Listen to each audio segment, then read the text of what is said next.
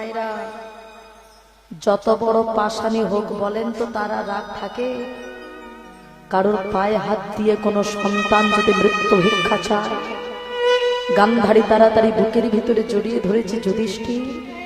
ও বাবা, আমি তোকে শত্রু বলে দূর করে দিয়ে দিচ্ছি, আর তুই আমার পায়ে ধরে আমাকে মা বলে মৃত্যু ভিক্ষা চাইলি বাবা? বেশ, আমি তোর বড় মা, আমি তোর বড় মা হয়ে তোর মাথায় হাত দিয়ে আশীর্বাদ করছি। এই যুদ্ধে তোর মৃত্যু হবে না, এই যুদ্ধের পরিণতি হবে ধর্মপক্ষের হবে জয়, অধর্মের হবে নিশ্চিত পরাজয়। নিতাই গৌর হরি। ধর্মের হবে জয়, অধর্মের হবে পরাজয়। তাই মায়েরা, এই কথা বলে যেই না চলে যাচ্ছে, ভগবান আশীর্বাদটা যেই না যুধিষ্ঠিরের নেওয়া হয়ে গেছে, ভগবানের পিছনে দাঁড়িয়ে মুচকে মুচকে হাসছে যুধিষ্ঠির। আমি জানতাম আমি হয়তো সব থেকে বেশি বুদ্ধিমান, এখন দেখছি তুমি আমার থেকেও বেশি বুদ্ধিমান। কেন?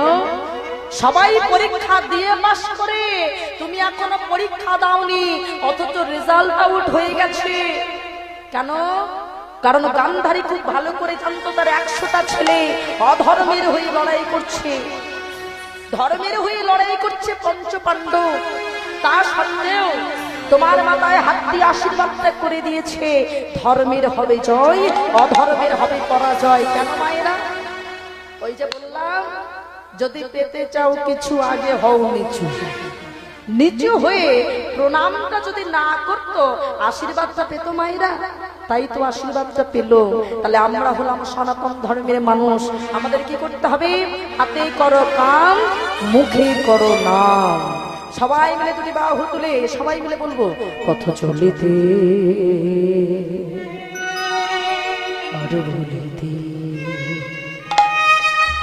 তোমরা গাহো গাহো কৃষ্ণের নাম, মধুর নাম, হরি নাম। উলুধ্বনি হরিব হরিব। পথ চলিতে আর বলিতে একবার গাহো গাহো কৃষ্ণের নাম, মধুর নাম। হাত তুলে তালে তালে।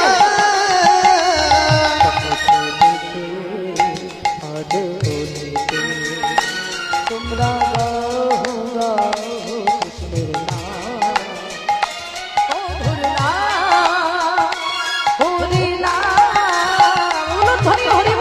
চলিতে আর বলিতে একবার গাহো গাহো কৃষ্ণের নাম, মধুর নাম, হরি নাম। মুখিয়া ধরি রাখি মোরা চলি সহজাতি। মুখে আধার রাত্রে মোরা চলে দিশাহি যাতে। মুখিয়া ধরি রাখি মোরা চলি সহজাতি। মুখে আধার রাত্রে মোরা চলে দিশাহি যাতে। পথ চলিবি কৃষ্ণের নাম, কথা বলিবি কৃষ্ণের নাম। পথ চলিতে কৃষ্ণের নাম, মুখে বলিতে কৃষ্ণের নাম, মধুর নাম, হরি নাম। পথ চলিতে আজ বলিতে। উলুধ্বনি হরিব। তোমার গাহো গাহো কৃষ্ণের নাম, মধুর নাম, হরি নাম। যতক্ষণ সময় পাবো আমরা হরি বলবো, হরি নাম করবো। তাই সেই গৌর হরি যদি না আসতো বাবা, কলিযুগের মাটিতে আমরা রাধা কৃষ্ণ প্রেম ভাবরস কোনটাই কি জানতে পারতাম বাবা? কিছুই জানতে পারতাম না। সেই মধুর লীলা থেকে আমরা বঞ্চিত হতাম।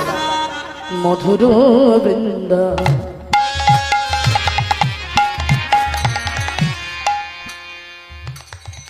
বিপিনে মধুরী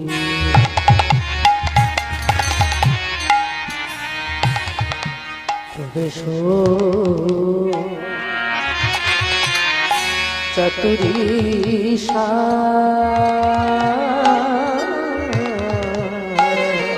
মধুর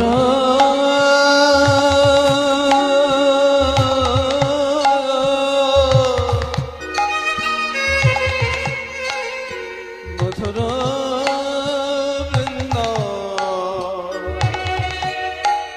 বিপিনে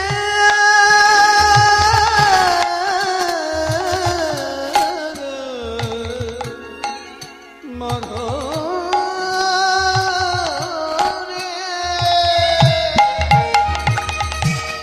প্রবেশ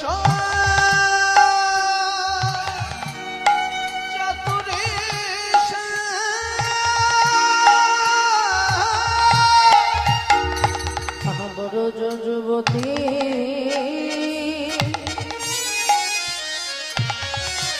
ভাবের ভাকুতি শক্তি হইত শক্তি হইত বড় যুবতী ভাবেন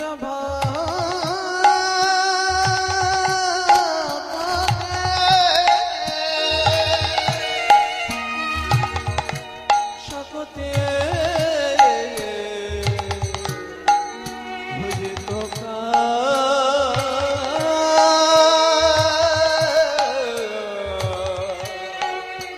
সকতে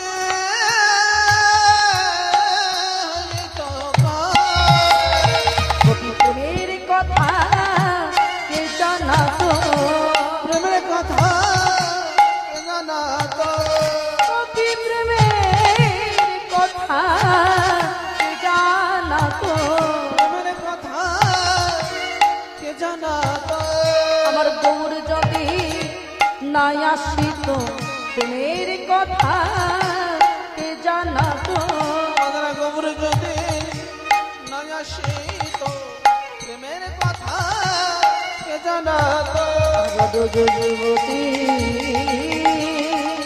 ভাবের ভাকুতি শক্তি হইত শক্তি হইত উলু ধ্বনি হরিবল হরিবল হরিবল বড় যুবতী ভাবেন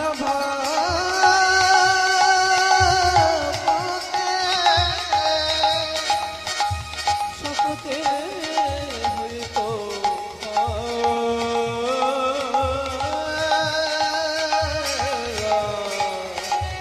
সকতে হইত আমার গৌর হরি বললেন, শোনো শোনো, দেখেছেন মায়েরা, আমরা যতই বলি না কেন আজকে কীর্তন শুনতে পারছি, কাল সুযোগ যতই না হোক তবু বাড়ি গিয়ে ঘুমাবো সময় মতো। হ্যাঁ, রাত কটাবা হলো, কিন্তু দেখুন তাতে আমাদের নিদ্রা দেবী মনে মনে ভাবে সবাই যদি কৃষ্ণ পরায়ণ হবে তাহলে জমের ঘরে গিয়ে যাবে। কি বলেন? সময় মতো গেলাম, কীর্তনিয়া দেখলাম আর বাড়ি গিয়ে ঘুমোলাম। এটা যদি করি বাবা তাহলে আমাদের কিছুটা কি হয়, আসা যাওয়াটাই সার হয়। হ্যাঁ, তা বলবো বাবা যদি পারেন